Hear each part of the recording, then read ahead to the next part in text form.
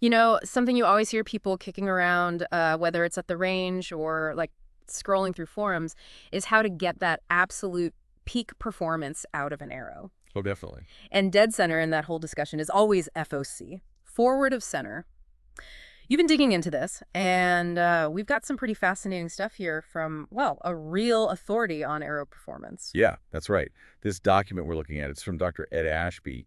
And, if you're serious about arrow lethality, about penetration, Yeah, his work is just foundational. absolutely. So this deep dive, we're going to focus completely on understanding FOC through his research, specifically this Prologue document he wrote. Yeah. We really want to unpack what FOC is, what it does to an arrow, and why it matters so much, especially, for hunters aiming for effective penetration. Yeah, exactly. And Dr. Ashby, he's upfront. He says he's not like a traditional aerodynamicist, but his research on what happens after the arrow hits, it's pretty much unparalleled. And this piece, it's like a preface to his 2007 updates, and he's directly addressing the buzz and maybe some of the confusion, frankly, that came up after his earlier work mentioned FOC. He's really setting the stage here so we can grasp why this simple-sounding thing has such big implications for flight, and crucially for hunting, penetration. And for anyone listening, wading through all the talk about FOC, this should really help clear things up. We'll break down the different definitions, how it's measured, and by the end, you should have a really solid grip on how it affects arrow performance, particularly if you're trying to fine-tune a hunting setup. Okay, so let's jump right in. When people just casually talk about FOC, what's the basic idea? Okay, so the common definition you hear, the one most archers use, is basically looking at an arrow's balance point and seeing how far forward it is from the physical middle of the arrow. And it's usually given as a percentage. Now, an interesting point Dr. Ashby brings up right away is that even with this common definition, people measure that middle differently. Some use just the shaft length, knot groove to the end of the shaft. Okay. Others measure the whole arrow, like from the knot groove all the way to the very tip of the point or the broadhead. Oh, okay, so there's already a bit of variation there in how people calculate it. Exactly. And that's a key distinction because, as Dr. Ashby points out, well, that's the working definition for archers, and it works for practical comparisons. There's a more precise physics-based definition, especially when you think of the arrow as a projectile in flight. Right. In physics terms, FOC is actually the percentage that the arrow's gravitational balance point is forward of its center of pressure, the CP.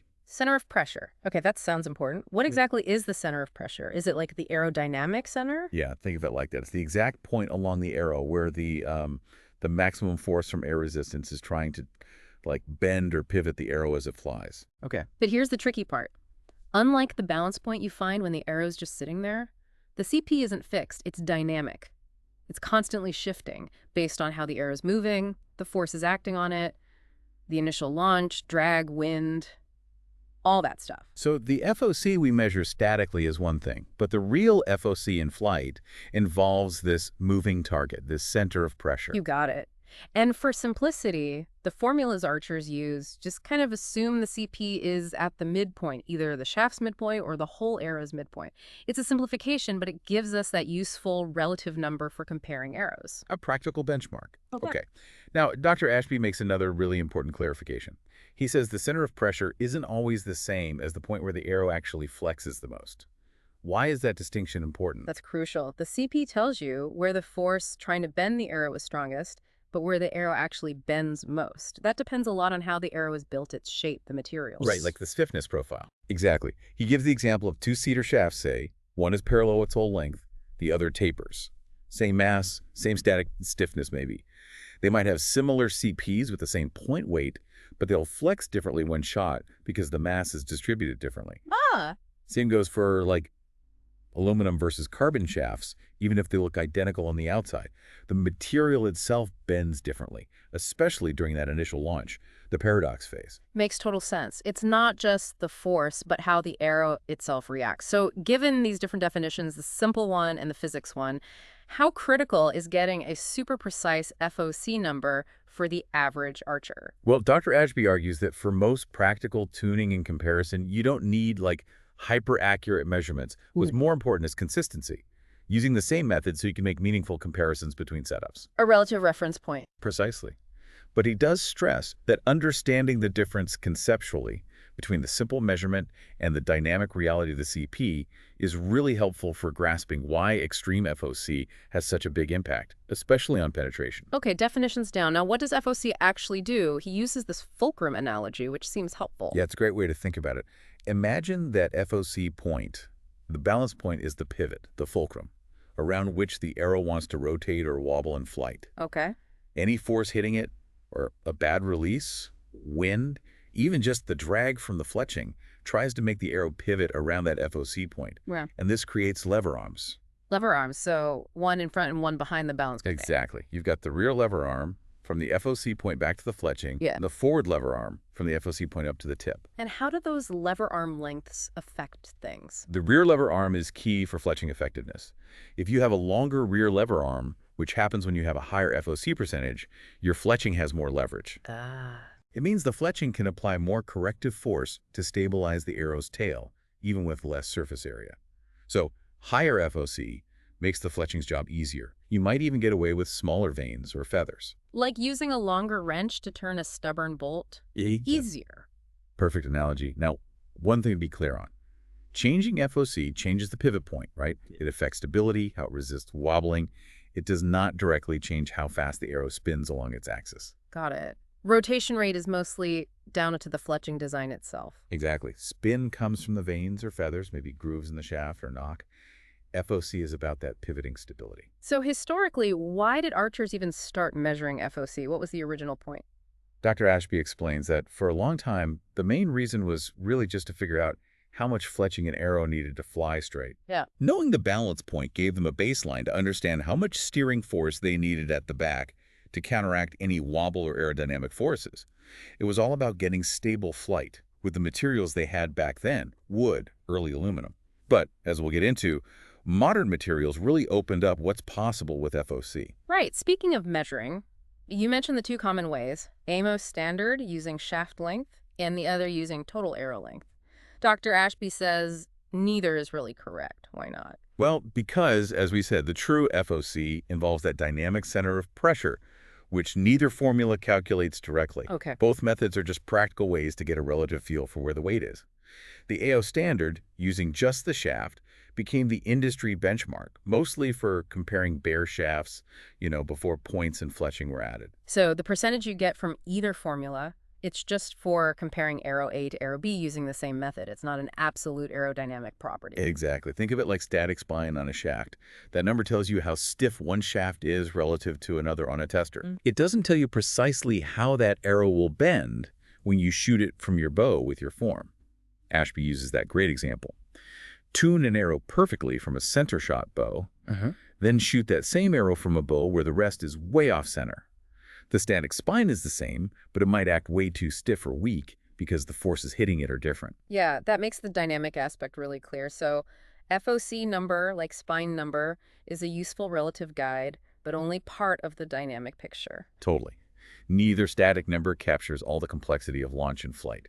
That's why tuning is still absolutely essential. These numbers just get you in the ballpark. Makes sense. And the key thing, just like with spine, is when you talk FOC, say which method you use, shaft length or total length, so everyone's on the same page for comparison. Consistency is key. Okay, so let's talk ranges. What kind of FOC numbers are generally recommended?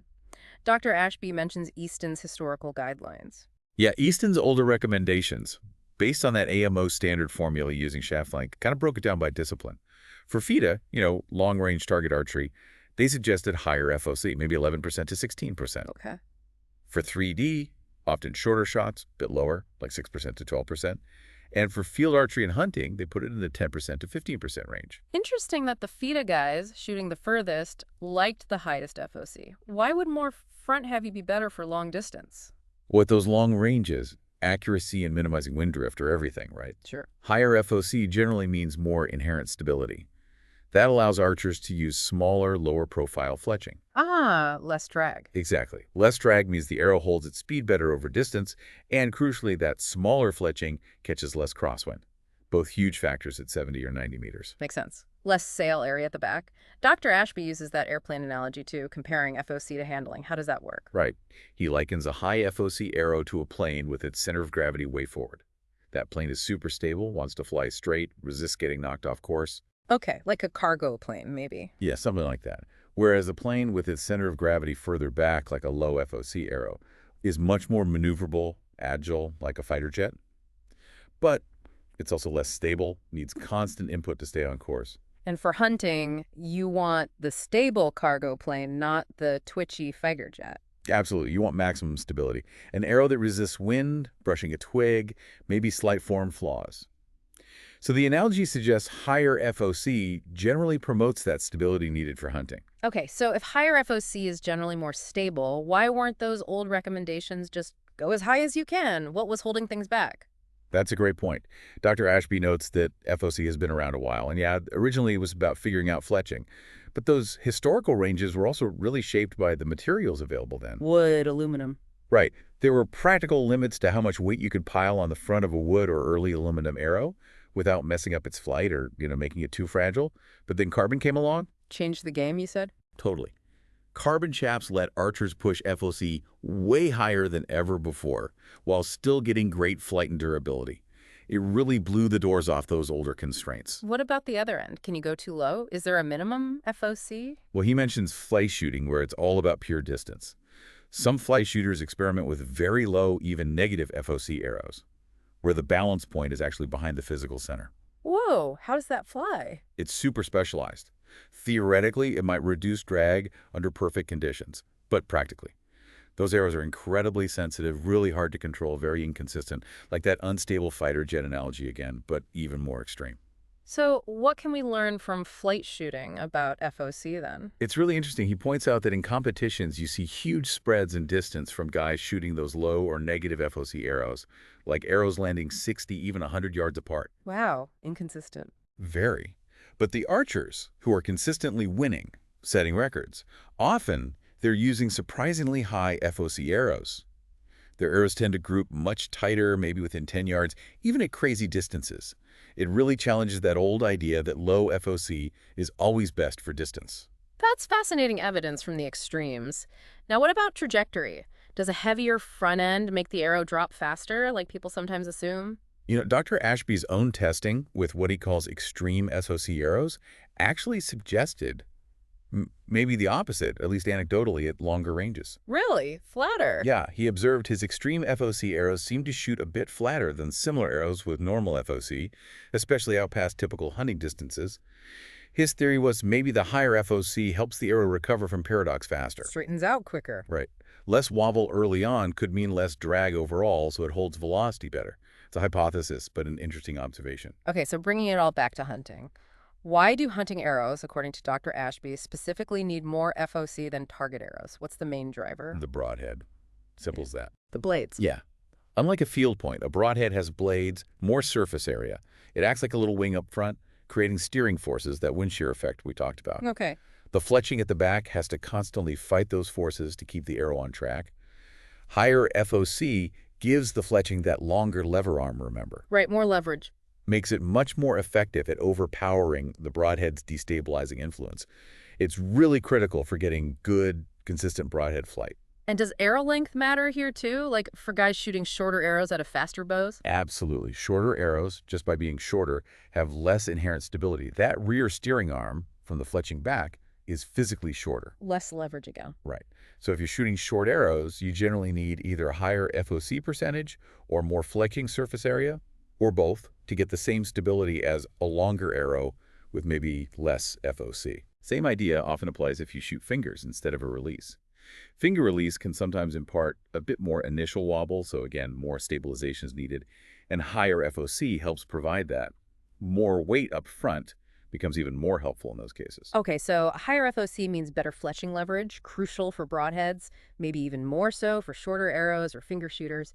But the real eye-opener for Dr. Ashby regarding FOC and hunting, that was penetration, wasn't it? That was the big one. He started getting these reports, anecdotal at first, from hunters using arrows with way higher FOC, what do you start calling extreme FOC. And they kept saying they were seeing noticeably better penetration on game. Interesting. Yeah, interesting enough that he decided to formally test it as part of his big penetration studies. He made extreme FOC a specific variable to see if it really made a difference and how much. And did it? The results were pretty stark. His field tests consistently showed that All else being equal, the extreme FOC arrows penetrated significantly deeper into tissue than arrows with standard FOC levels. Right. The data was strong. There was a real measurable benefit there. Wow. Okay, so why? What's the mechanism? How does piling weight on the front make an arrow go deeper? The main reason, based on his testing, is that extreme FOC arrows experience less resistance as they go through tissue, and that lower resistance comes directly from the arrow shaft, flexing less on impact. Less bending equals less friction. Basically, yeah. His earlier work had already shown that when a shaft flexes as it penetrates, it creates more drag against the tissues. Shaft drag is a huge energy robber, hindering penetration. Okay, so less flex, less drag, deeper penetration. But how does the high FOC stop the arrow from flexing so much when it hits?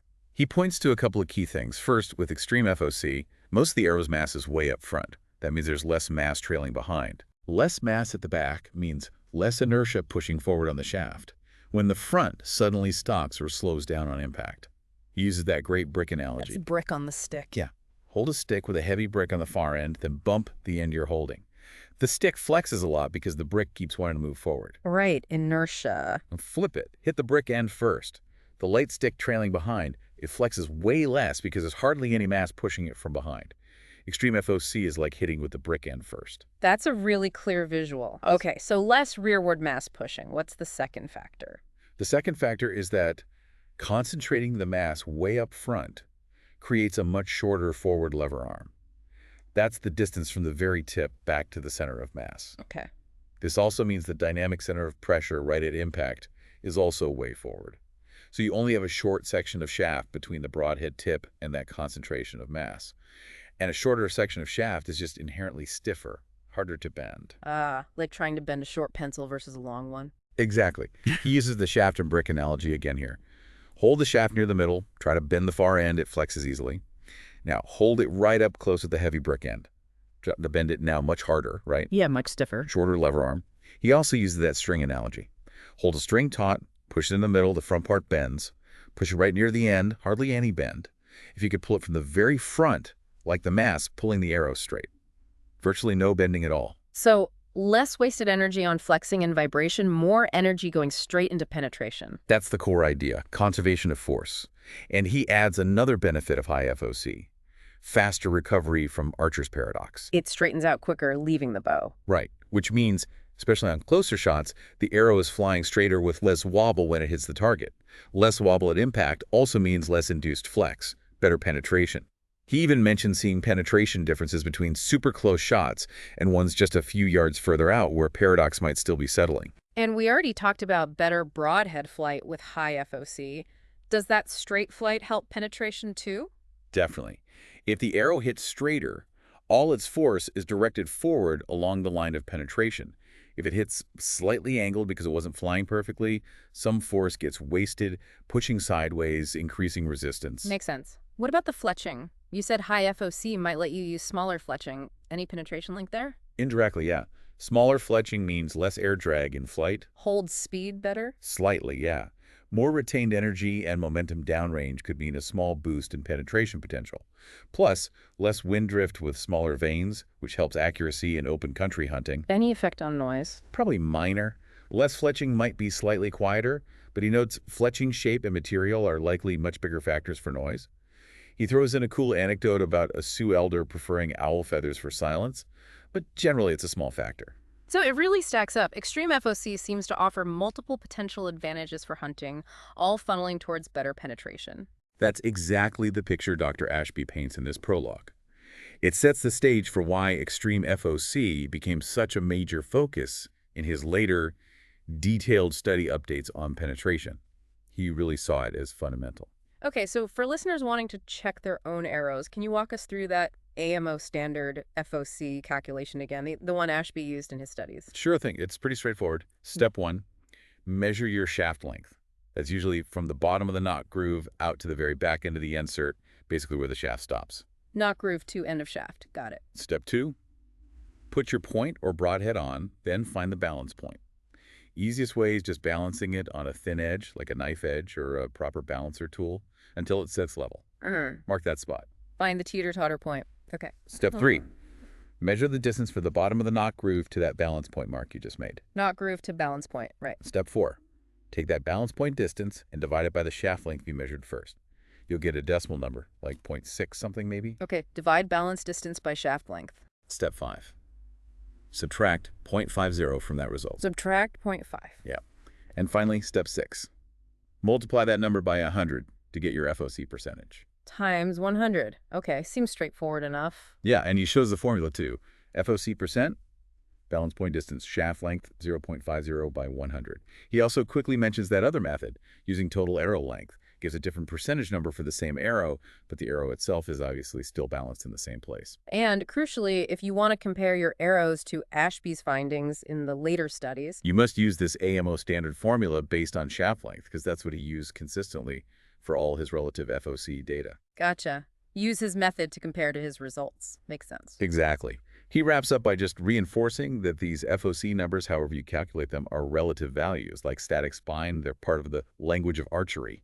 Knowing which definition or method someone is using is key for clear communication and comparing apples to apples. Okay, so wrapping up this deep dive into Dr. Ashby's prologue on FOC, the big picture seems to be FOC has the common way we measure it and the more complex physics reality with center of pressure. Right. It acts like a fulcrum, hugely impacting how well the fletching stabilizes the arrow, especially with broadheads. Yeah. And maybe the most compelling part for hunters is the evidence that pushing FOC higher into that extreme range seems to significantly boost tissue penetration, primarily by making the arrow shaft flex less on impact. Yeah, that's the core message. And for listeners tuning their setups, the takeaway is that modern materials, especially carbon, let us explore these higher FOCs that might offer real performance gains in penetration, challenging some of the older guidelines. It's definitely been illuminating to break down just this introductory piece from Dr. Ashby.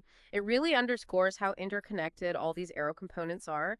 And given this evidence about extreme FOC and penetration, well, it certainly makes you wonder, doesn't it? What other long-held assumptions about hunting arrows might be due for a fresh look based on this kind of detailed research? Something to think about. Thanks for taking the deep dive with us.